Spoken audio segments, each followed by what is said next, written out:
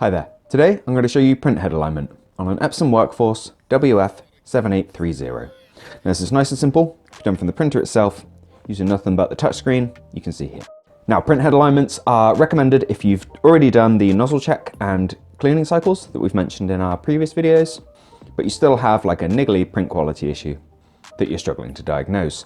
This is likely to manifest itself as like fuzzing around your characters or like a different colored outline around prints that shouldn't really be there. Or even horizontal breaks, even though the nozzle check looks fine. And sometimes like darker lines where two colors are overlapping where they shouldn't be. So if you're having anything like that, we need to take the touchscreen along and head into maintenance. Once you're in maintenance, printhead alignment is the fourth option.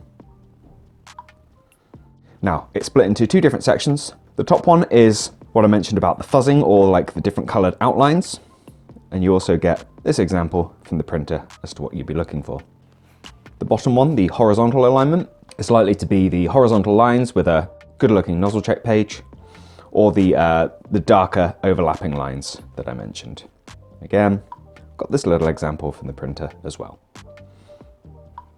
I'm going to do the ruled line alignment first of all. If you want to skip straight to the horizontal alignment, there'll be a time code in the description. Click in, press print, and give your printer just a minute. And you should be left with a page that looks something like this. And you've got it broken down in several lines with a number symbol and a number next to them. So, looking at the first one, what we need to do is look for the best example of print quality we've got in there. Now looking at this sheet, it's looking like -003. It's the best one. Has the fewest vertical lines in there. So back at the screen, we have number one. It's set to -3 already. So we can move to the second line. And the second line, slightly more difficult to say. But at a push, I'd say it has it right with the 0 that it's already got selected. And you carry on down the sheet.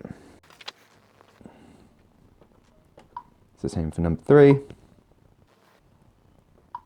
And it's -3 for number 4.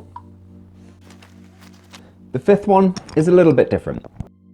So as you can see, you've got the numbers at the top and the lines at the bottom. Looking at these lines, you're looking for the vertical ones. And you see where the horizontal line hits it? You're looking for the ones that are perfectly straight at that point. So that -0.5 is out of line, and they're all looking a little bit wonky until we get to that 00. So mine is already on 0, but if for example yours was this one, just press the minus till you get to -5.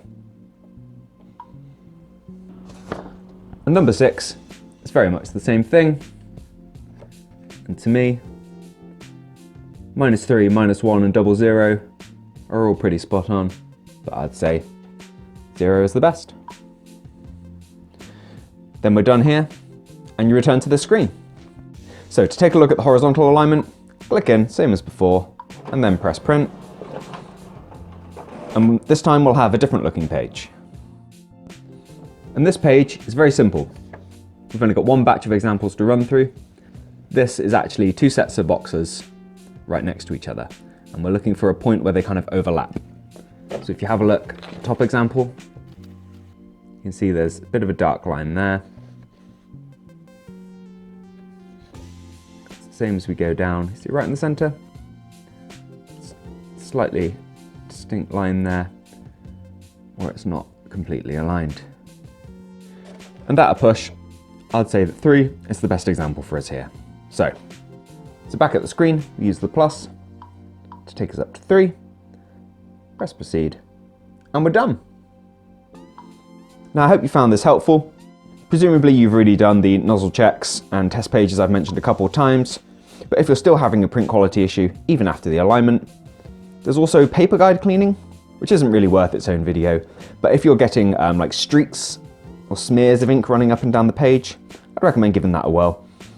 It's for cleaning like deposits of ink within the printer that the paper's dragging over and causing smears.